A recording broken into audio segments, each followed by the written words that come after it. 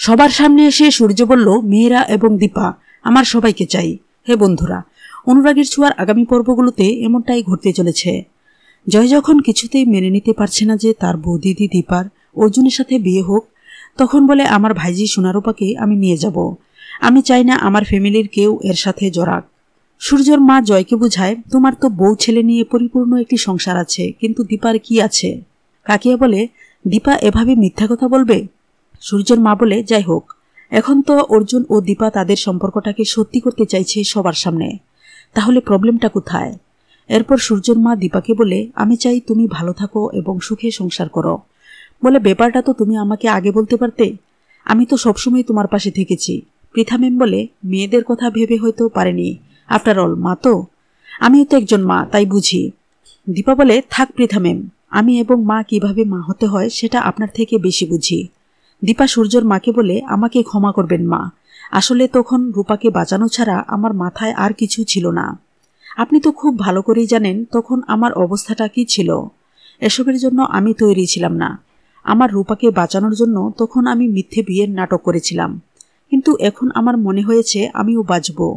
আমার অতীত যাই হোক, আমি একজন মানুষ, আর আমার মেয়েদের যে আপন করে নিয়েছে তার জীবন আমি শেষ হয়ে যেতে দেব না। আর সেটা যদি আমি জেনে শুনেও করে থাকি, তাহলে সেটা সব থেকে বড় ভুল হবে, অন্যায় হবে। দীপা বলে, নিজেকে নিয়ে ভাবার সময় হয়নি কখনো আমার, কিন্তু অনেকদিন পর আমার মনে হলো কারোর আমাকেও প্রয়োজন। সে শুধু আমাকেই ভালোবাসে, তার বদলে কিছু প্রত্যাশা করেনি সে। মনে হলো আমার মেয়েরা ছাড়াও কেউ একজন পৃথিবীতে আছে যার ভালো থাকা মন্দ থাকার সাথে আমি জড়িয়ে আছি। দীপা সূর্যর মাকে বলে, আপনি আমাকে আশীর্বাদ করুন। অর্জুন বলে, আমাকেও আশীর্বাদ করুন, আমি যেন দীপাকে সুখে রাখতে পারি। সূর্যর মা বলে, আমার আশীর্বাদ সবসময় তোমাদের সাথে আছে, আর আমি জানি দীপাকে তুমি অনেক সুখে রাখতে পারবে। পৃথা ম্যাম বলে, আমার সব প্ল্যান তাহলে ভেস্তে গেল? না, এটা আমি কিছুতেই হতে দেব না। এরপর জয় বলে, বাহ, সবাই মিলে একটা মিথ্যে সেলিব্রেট করা হচ্ছে। তার মা বলে, চুপ করো জয়, তোমার মাথা খারাপ হয়ে গেছে?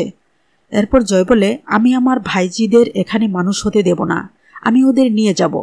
বাবা বলে, তোর ভাইজি মানে? জয় বলে, ভাইজি মানে আমার দাদার সন্তান সোনা আর রূপা। আমার কি কোনো রেসপন্সিবিলিটি নেই ওদের উপর? বলে, এই সমস্ত নোংরামির মধ্যে সোনারূপা বড় হতে পারে না, আমি ওদের রাখবো না। এবার অর্জুন বলে, মুখ সামলে কথা বলো জয়। বলে, সোনারূপাকে জোর করে নিয়ে যাবার চেষ্টা করো না, এবং এ নিয়ে আমি তোমার সাথে কোনো তর্কে যেতে চাই না। মনে রেখো, মেয়েদের সঙ্গে থাকতে পারাটা দীপার জন্য খুবই জরুরি, আর দীপার ভালো থাকাটা আমার জন্য জরুরি। বলে, দীপাকে বিয়ে করতে চাইছি শুধু নিজের ভালোবাসাকে সত্যি করার জন্য নয়, ওকে একটা সুস্থ ও স্বাভাবিক জীবন দিতে। এরপর সূর্যর মা জয়কে বলে, তোমার যদি এটা ভালো না লাগে তাহলে তুমি এখান থেকে চলে যাও। জয় বলে, ঠিক আছে, আমি চলে যাব, তবে এই লড়াইটা একদিনের নয়, বিয়েটা হতে আরো অনেক দিন বাকি, অনেক সময় আছে, আমিও দেখব বিয়েটা কি করে হয়। এরপর জয় যখন চলে যায় তখন সূর্যর মা অর্জুনকে বলে, আর দেরি নয়, দীপাকে এবার আংটিটা পরিয়ে দাও। এরপর অর্জুন দীপার বাড়ানো হাতে আংটিটা পরিয়ে দেয়। সবাই খুব খুশি হয় এই স্মরণীয় মুহূর্তটির সাক্ষী হতে পেরে। তবে পৃথা ম্যাম মনে মনে জ্বলছিল, বলে, এত সহজে আমি হাল ছাড়ছি না। সূর্যর মাকে সে বলে, আপনার প্রশংসা করতেই হয়, এত বড় একটা সমস্যা নিমিষেই সমাধান করে ফেলার জন্য। এরপর সূর্যর মাকে বলে, অর্জুন তো এবার সোনারূপার সারনেম চেঞ্জ করবে, অর্থাৎ ওদের নামের শেষে এখন সেনগুপ্ত থেকে চক্রবর্তী হবে। ভালোই হলো, আমি রেডিমেড দুটো নাতি পেয়ে গেলাম। এটা শুনে তো লাবণ্যর মাথা খারাপ হওয়ার অবস্থা। দীপা পৃথা ম্যামকে বলে, আপনি কেন এই কথাগুলো তুলছেন? পৃথা ম্যাম দীপাকে বলে, ট্রাই টু আন্ডারস্ট্যান্ড, তোমার ও অর্জুনের বিয়ে হলে সন্তানদের বাবার পরিচয়ে পরিচয় হবে। তুমি অ্যাডাল্ট, কিন্তু মেয়েরা তো অ্যাডাল্ট নয়, তাই অবশ্যই তাদের পদবি চেঞ্জ হবে। কিন্তু লাবণ্য সেটা কোনোভাবেই মানতে নারাজ। তার একটাই কথা, সোনারূপা সেনগুপ্ত পরিবারের সন্তান এবং তাই থাকবে। এ সময় অর্জুন বলে, আন্টি, আমার ইচ্ছে আমি সোনারূপাকে অ্যাডপ্ট করব। ওরা শুধু আমাকে নাম ধরে ডাকে না, আমাকে ডেডিও বলে। আমার মনে হয় সেটা চেঞ্জ করা জরুরি। লাবণ্য বলে, অ্যাডপশন তো অনাথ বাচ্চাদের করে, আর এই ক্ষেত্রে সোনারূপার তো পরিবার আছে, ওর মা আছে, দিদি ভাই আছে, দাদা ভাই আছে, সকলেই আছে, তাই আমি সবকিছু মেনে নিতে পারি, কিন্তু পদবি চেঞ্জ করাতে আমার আপত্তি আছে, এটা আমি মেনে নিতে পারবো না। বলে, যদি কনফিউশন থাকে তাহলে আমরা সোনারূপাকে নিয়ে যাচ্ছি। দীপা চমকে উঠে বলে, না। পৃথা ম্যাম বলে, দীপা, তুমি চিন্তা করো না, প্রয়োজন হলে আমি কোর্টে যাব, কিন্তু বাচ্চাদের আমি কিছুতেই নিয়ে যেতে দেব না।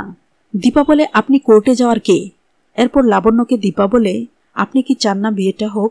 কারণ সোনারূপাকে দিয়ে দেওয়াটা যদি শর্ত হয় তাহলে এই বিয়েটা হবে না। এদিকে আড়াল থেকে সবকিছুই পর্যবেক্ষণ করছিল সূর্য। প্রথম প্রথম ভেবেছিল দীপা যেহেতু নিজ থেকে বিয়েটা করতে চাইছে, সেখানে আমার আর কিছুই বলার নাই। যখন দেখল এখন তার মেয়েদের নিয়েই টানাটানি চলছে, এমনকি সেনগুপ্ত পদবিটিও পরিবর্তন করে ফেলবে বলছে, তখন সূর্য বলে, না, এটা কিছুতেই মেনে নেওয়া যায় না। সবকিছু হারিয়ে গেল, আমি আমার মেয়েদের হারাতে পারবো না, কিন্তু মেয়েরা তো তাদের মাকে ছাড়া থাকবে না। তাহলে উপায় একটাই, দীপাকে এই বিয়ে থেকে ফেরাতে হবে। ইরার সাথে তার বিয়েটা যে মিথ্যে সেটা দীপাকে বলতে হবে। এই বলে সে সবার সামনে গিয়ে হাজির হয়ে বলে, আমার মেয়েদেরও চাই, দীপাকেও চাই। এরপর দীপাকে সে পুরো ঘটনা খুলে বলে। তো বন্ধুরা, তোমরা তো এটাই চাও, সবকিছুকে পেছনে ফেলে আবার যেন এক হয়ে যায় সূর্য ও দীপা? মন্তব্য করে জানিয়ে দাও। ধন্যবাদ।